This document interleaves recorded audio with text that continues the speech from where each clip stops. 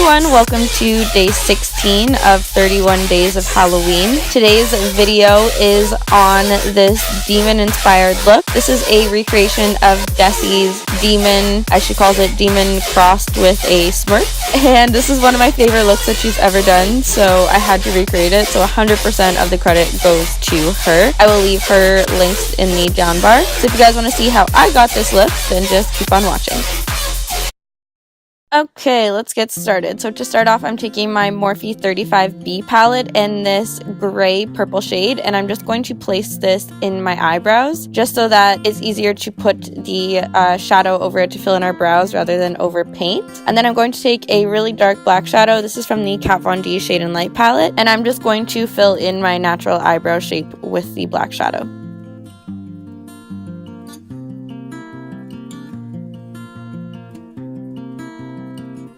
Next, taking that same purple gray shade, I'm going to pack this all over the lid up to the brow bone, and this just sits better on your lids than water-activated paint does, or any kind of paint does. It won't smudge, and it doesn't crack or crease or anything like that, so that's why we went with this. So just pack it on till you have it as opaque as you can get it.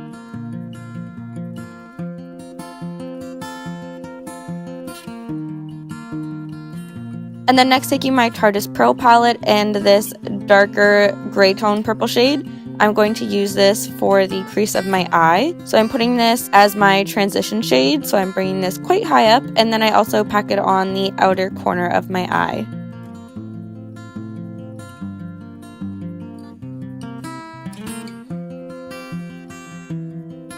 Next, taking my Stila Stay All Day black liquid liner, I'm going to create quite a dramatic wing for this look, because if we're going to be a demon, we've got to be a glam demon, obviously.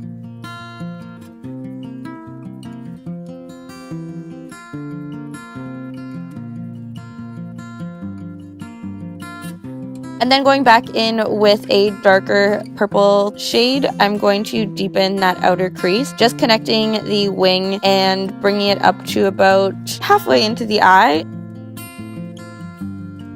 And then I'm going to take that black shade that we used on our eyebrows and just place this in the crease on top of that as well, just not bringing it up quite as far in.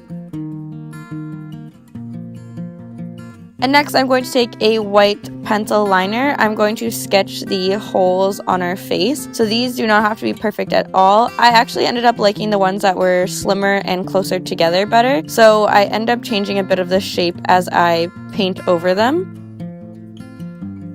This is just a guideline though. So I made them all different shapes. I added some smaller ones in the gaps, some fatter ones, and I just went all the way back to almost my ear. Next, taking my Mehron water-activated paints, I'm mixing the red, the blue, the white, and a little bit of black to create that gray purple shade. And I wanted this as similar to the color that we laid down for our eyeshadow as possible. And you are just going to paint your entire face with this. Kind of like a pastel gray tone purple shade. It reminded me almost of like a gargoyle or a statue or something like that. That's kind of why I chose this color.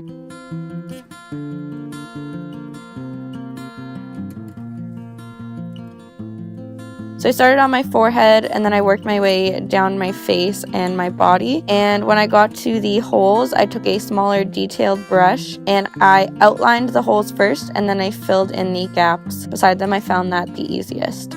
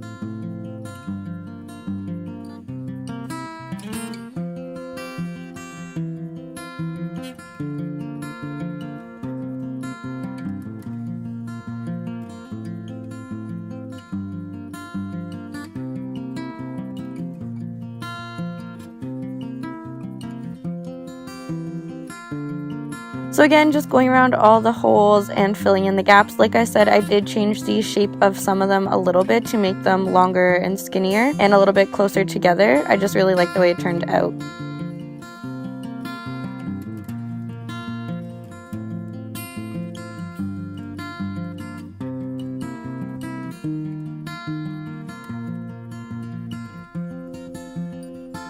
Don't forget to do your ears, because if those will be showing, and down your neck.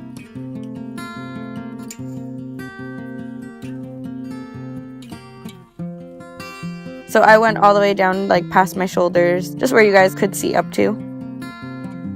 So next, taking some cream paint. This is the Makeup Forever Flash palette. I'm going to mix the aqua shade, the red shade, and the black shade to make this darker purpley gray shade, and we are going to fill in the holes with this. Now, you do not need a lot to fill in the holes. A little bit of this paint goes a long way, because you don't want to use too much because it will smudge. This paint doesn't necessarily set down, so you just have to be careful and make sure you're not touching that part of your face.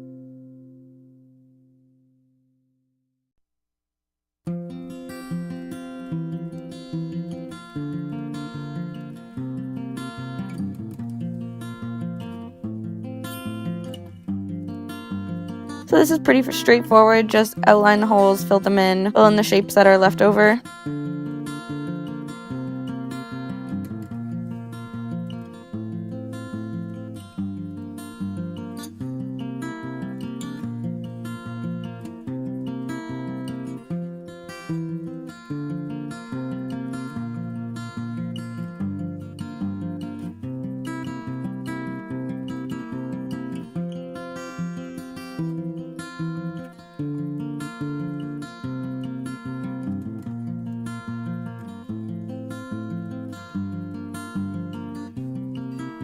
And then next, going back in with the gray shade that we used on our crease, we are going to place this under our eyes. I know I'm skipping a little bit back and forth here, but it's okay.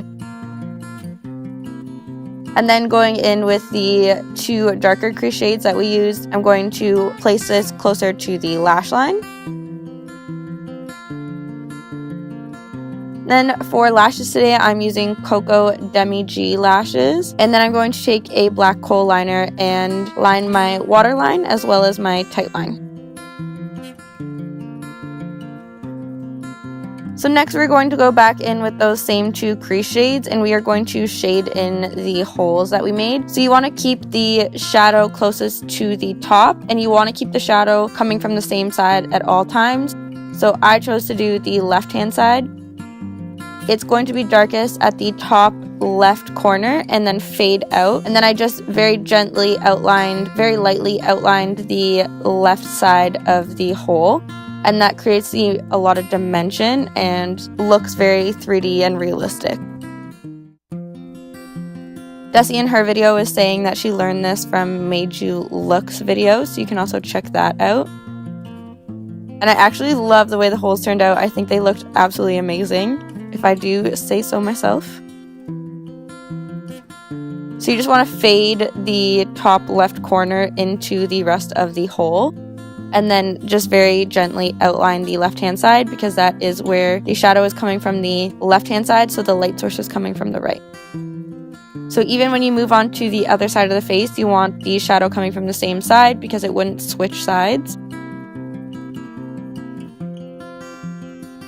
And then going back in with that black shadow, I'm going to concentrate this in the spots where the shadow would be the darkest. So again, the top left-hand corner is where I focused this shadow, and then very gently faded it into the gray purple shades that we were just placing down.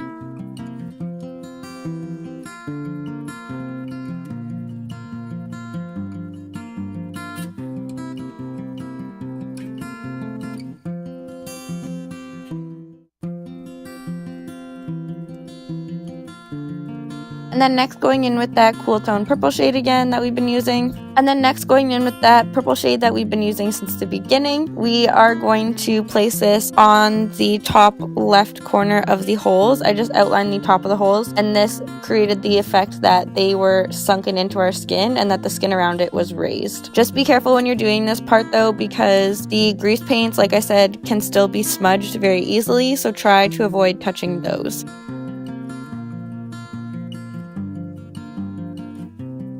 And then I'm just going to contour the face a little bit using those purple shades that we had been using before. And I'm just going to contour my forehead, my temples, and then my jawline as well.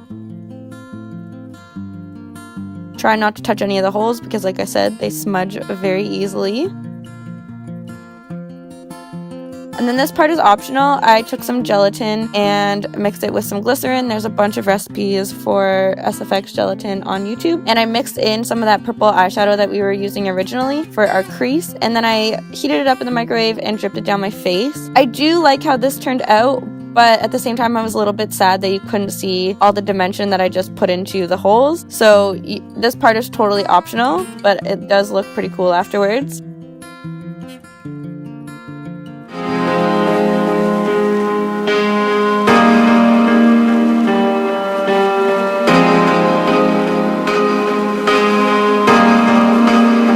Alright guys, and to complete the look, I threw on a black wig, a pair of horns that I painted black and put a little bit of gold nail polish on it, and I added some whiteout contacts, and let me tell you, I thought people were exaggerating when they said you could not see out of these, but Jesus, I was blind. No joke. So anyways, if you guys enjoyed this video, then be sure to give it a thumbs up, and don't forget to subscribe so you can see the rest of my Halloween tutorials, and we will see you all tomorrow. Bye everyone.